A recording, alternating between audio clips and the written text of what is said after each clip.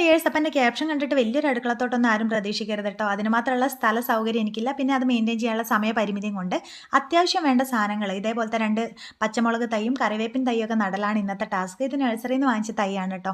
അപ്പോൾ ആദ്യത്തെ തൈ ഞാൻ നട്ടിരിക്കുന്നത് ഓൾറെഡി ഉള്ള ഒരു ചട്ടിയിലാണ്. അതിലുള്ള ചെടി നശിച്ചു പോയതാണ്.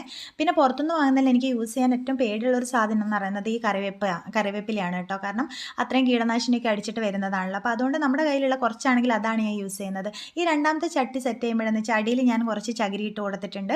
പിന്നെ മേലെ വീണ്ടും ചകിരിയിട്ട് സെറ്റ് ചെയ്യുന്നുണ്ട്. ചകിരിച്ചോറാണ് ബെസ്റ്റ്. പക്ഷേ എൻ്റെ കയ്യിൽ അതില്ല, തീർന്നു പോയതുകൊണ്ടാണ്.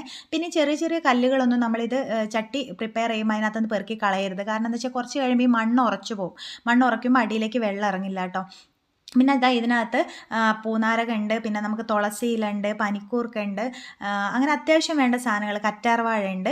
അങ്ങനെ കുറച്ച് എനിക്ക് പറ്റുന്ന രീതിയിൽ കുറച്ച് സാധനങ്ങളൊക്കെ. ഈ പനിക്കൂർക്കയൊക്കെ നമുക്ക് പലപ്പോഴും നല്ല യൂസ്ഫുള്ളാണ് കേട്ടോ. തുളസിയും പനിക്കൂർക്കയും കൂടെ